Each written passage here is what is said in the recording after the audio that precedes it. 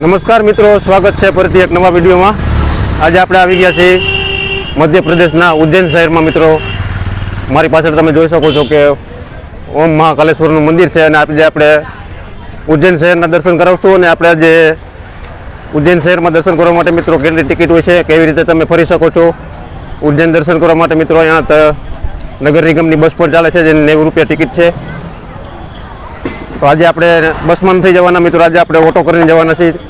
तो तमे auto rickshaw में जाओ ने समग्र पूरा उज्जैन शहर दर्शन करो छो, जेमां अलग अलग सात जगह मंदिर मित्रों तमने दर्शन करावे छे।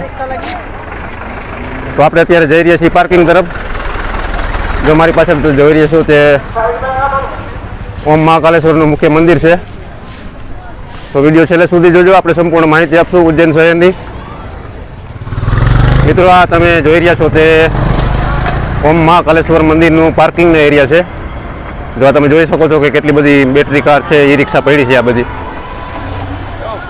जो आ बधी बेटरी कार है अने सामे तमे जे जोई रह्या छो ओम महाकालेश्वरનું मुख्य मंदिर है।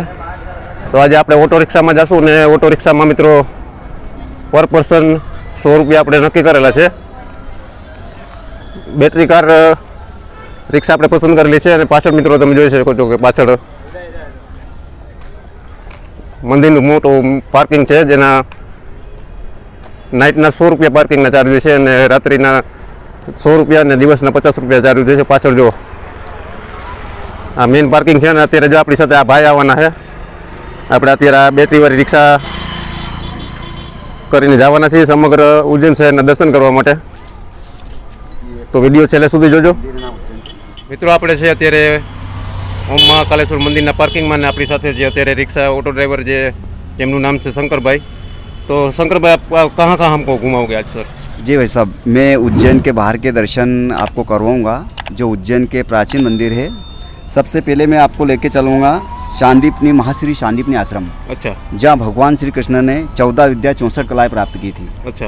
ठीक है, मात्र 126 दिन में 126 दिन में 14 विद्या 64 कलाएँ प्राप्त की थी भगवान श्री कृष्ण ने।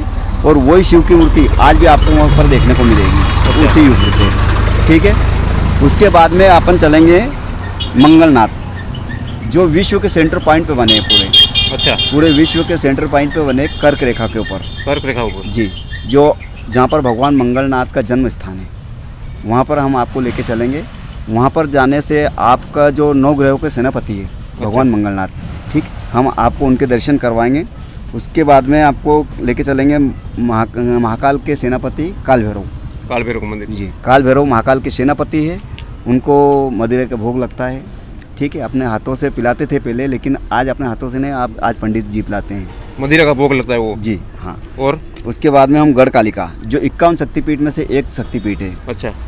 वो गढ़ कालिका माता है, 51 शक्तिपीठ में शक्तिपीठ है। वहाँ पर आपको हम लेके चलेंगे। ठीक है, वो जहाँ माँ का कान गिरा है।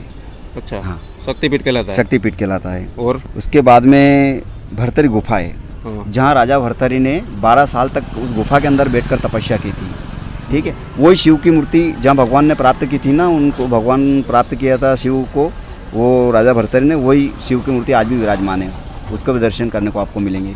और आप टोटल कितनी जगह पर हमको घुमाओगे आज? जी, हम आपको 6 जगह घुमाएंगे। आपको 6 जगह छः जगह घुमाएंगे। मित्रों આપણે શંકરભાઈ ભેગા જશું અને અત્યારે આપણને 6 જગ્યાના દર્શન કરાવશે, વિશ્વવિખ્યાત મંદિરોના દર્શન કરાવશે અને બાકીના જે 5 થી 6 સ્થળ છે તે મંદિરની નજીકમાં જ છે। તો તમે અહીંયા પહોંચો તો મંદિરની નજીકમાં ચાલીને પણ દર્શન કરી શકો છો। મિત્રો, આપણે શંકરભાઈ સાથે વાત કરશું કે આપણે જે ઈ રિક્ષામાં જાય છીએ તો તેનો કેટલો ચાર્જ હોય છે। શંકરભાઈ, आप अपना જે ચાર્જ दिखाए बताइए। ठीक साहब, हम वैसे तो अगर कम मेंबर होते तो उसके हिसाब से लेते हैं, लेकिन आप ज़्यादा मेंबर हो, 5 सवारी हो, तो हम 100 रुपये पर पर्सन लेते हैं साहब। अगर कम मेंबर हो तो कितना पर पर्सन लेते हो? कम मेंबर हो तो नहीं, हमारी 500 रुपये में का रूट रहता है गाड़ी का।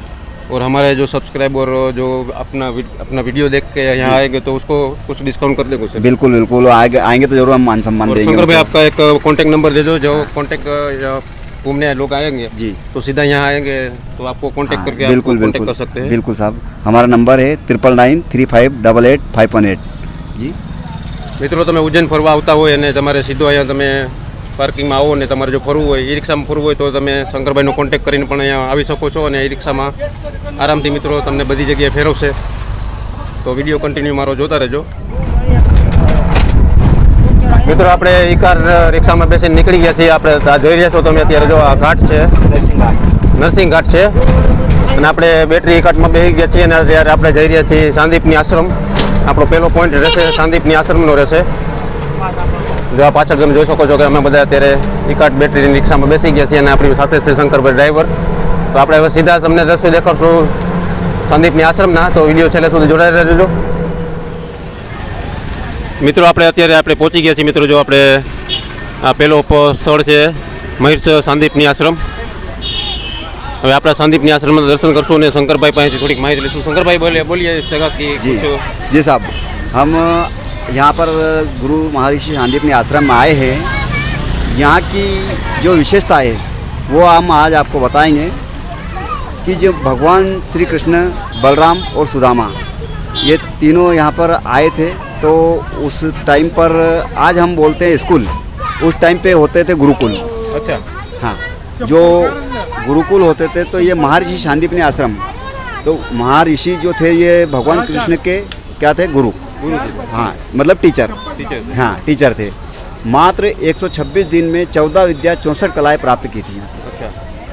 भगवान शिव यहाँ पर उनको मिलने के लिए आए थे बाल अवस्था में. तो यहाँ पर मिलने के लिए आए थे. तो आज हम हर जगह देखते हैं शिव की सवारी काय पे देखते हैं हम? नंदी महाराज. नंदी महाराज. तो नंदी महाराज को देखते आप 2 पैर पे खड़े हैं और 2 पैर पे बैठे हैं. हाँ सही है. लेकिन यहाँ पर चारों पैर पे खड़े मिलेंगे आपको. क्यों मिलेंगे? कि जब भगवान आज हम क्या बोलते हैं? हरि हर. हरि किसको बोलते हैं? हरि बोलते हैं हम कृष्ण को.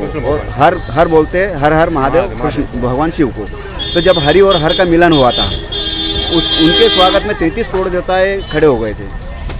जब 33 करोड़ देवताएं खड़े हो गए थे तो वो नंदी भी खड़े हो गए थे. चारों पैर पे खड़े हो गए थे आप उनको. तो आज आपको यहाँ पर चारों पैर पे नंदी भगवान खड़े मिलेंगे आपको. क्या जब हरि और हर का मिलन हुआ था तो उनके स्वागत में वो नंदी भी चारों पैर पे खड़े हो गए थे. ठीक है. ये बिल्कुल साहब. ये 46 नंबर का आपको कुंडेश्वर महादेव का मंदिर है. अच्छा. हमारे उज्जैन के अंदर 84 महादेव की यात्रा होती है. अच्छा. कितने? 84 महादेव की यात्रा. तो 84 महादेव में से एक महादेव का मंदिर है कुंडेश्वर महादेव. यहाँ पर कुंडेश्वर महादेव का मंदिर है जो भगवान शिव ने कृष्ण ने उनकी आराधना की थी. अच्छा. મિત્રો આપણે પહોંચી ગયા છીએ અત્યારે જો શ્રી કુંડેશ્વર મહાદેવ મંદિર. મિત્રો જો તમે જોઈ શકો છો મિત્રો બધા દર્શનાર્થીઓ અત્યારે જો ધીમે ધીમે પહોંચી રહ્યા છે. તો તમે પણ વિડીયો છેલ્લે સુધી જોજો. આપણે સંપૂર્ણ મંદિરના દર્શન કરાવશું. જેટલા પણ સ્થળ મિત્રો ઉજ્જૈનમાં છે તે બધા સ્થળના આપણે દર્શન કરાવશું. જો મિત્રો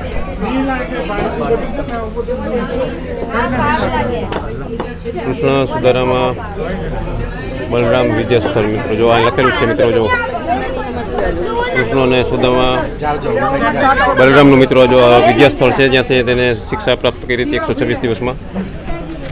આપણે ટ્રાફિક છે એટલે ધીમે ધીમે આગળ જશું.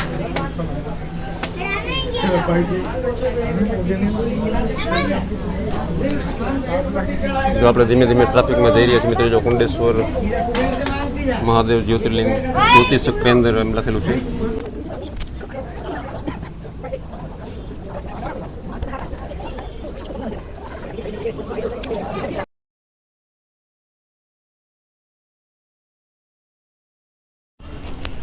મિત્રો આ છે સર્વેશ્વર મહાદેવનું સ્વયંભૂ મંદિર. મિત્રો મંદિરની અંદર શૂટિંગ કરવાની મને છે એટલે મિત્રો તમને અત્યારે દૂરથી જ મિત્રો આ દર્શન કરાવી રહ્યો છું.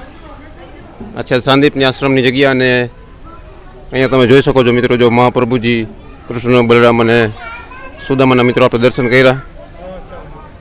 જો આ સાંદીપની આશ્રમની જગ્યા છે મિત્રો. જો અને આ બાજુ છે ગોમતી કુંડ. તો તે પણ તમને દેખાડશું મિત્રો. આપણી સાથે ગાઈડ કયો કે આપણા રિક્ષાવાળા ભાઈ કયો મિત્રો આપણને સરસ સુંદર માહિતી આપશે અને વિડીયો મિત્રો એકદમ ઇતિહાસથી ભરેલો આપણને બતાડશું. તો વિડીયો છેલ્લે સુધી જોજો. જો આ ગોમતી કુંડ છે મિત્રો. જો મિત્રો આ તમે જોઈ શકો છો ગોમતી કુંડ.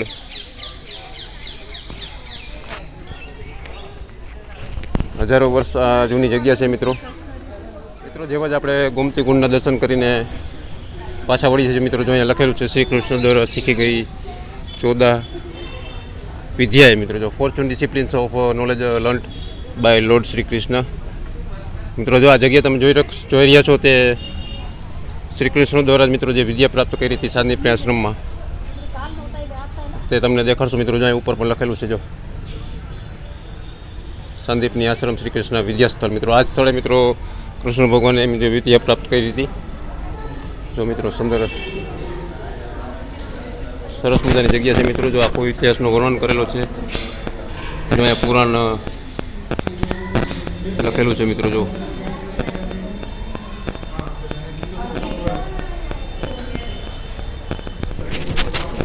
આ એ જ જગ્યા છે જે મિત્રો શ્રી કૃષ્ણ ભગવાને મિત્રો વિદ્યા પ્રાપ્ત કરી હતી. તેમનો આખો ઇતિહાસનું વર્ણન મિત્રો તમને જાણવા મળશે વિદ્યા પ્રાપ્તનું. જો અહીંયા કલ્પ લખેલું છે અને ધર્મશાસ્ત્ર, થિયોલોજી, નિરુક્ત, એટમિયોલોજી, હિન્દી અથવા ઇંગ્લિશમાં મિત્રો બંનેમાં મિત્રો અહીં લખેલું છે. જો જ્યોતિષશાસ્ત્ર, એસ્ટ્રોનોમીની વિદ્યા પ્રાપ્ત કરી હતી તે પણ મિત્રો અહીંયા વર્ણન કરેલું છે. વ્યાકરણ મિત્રો જો ગ્રામર અહીંયા લખેલું છે. તો વિડીયો છેલ્લે સુધી જોજો મિત્રો. આપણે સંપૂર્ણ તૈયારીઓ આ વિડીયોમાં તમને દેખાડવાના છે મિત્રો. જો અલગ અલગ મિત્રો જગ્યામાં ચિત્ર દ્વારા મિત્રો આ શિક્ષા લખેલું છે. અહીંયા ટીચિંગ છે. આ જગ્યા અચૂક જોવાની ભૂલતા નહીં મિત્રો. તમે અત્યારે જોઈ રહ્યા છો જે શ્રી કૃષ્ણએ જે જગ્યાએ વિદ્યા પ્રાપ્તિ કરી હતી મિત્રો આ તમને દેખાડી રહ્યો છું.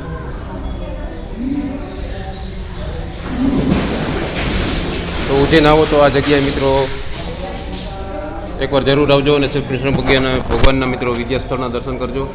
ત્યાંથી શ્રી કૃષ્ણ ભગવાને વિદ્યા પ્રાપ્ત કરી હતી મિત્રો. હવે આપણે જઈ રહ્યા છીએ અત્યારે બીજી જગ્યાએ. शंकर भाई अब आप कहाँ जाएंगे? अब साहब जी हम चल रहे हैं नेक्स्ट मंदिर मंगलनाथ मंदिर. ठीक है, जो विश्व के सेंटर पॉइंट पे बना हुआ है और कर्क रेखा के ऊपर बना हुआ है. सबसे बड़ा मंदिर है भारत के पूरे विश्व में सबसे बड़ा मंदिर है. जहाँ भगवान मंगल का जन्म स्थान है. भगवान मंगल का 9 ग्रहों का सेनापति है. अच्छा जी हाँ, 9 ग्रहों का सेनापति है.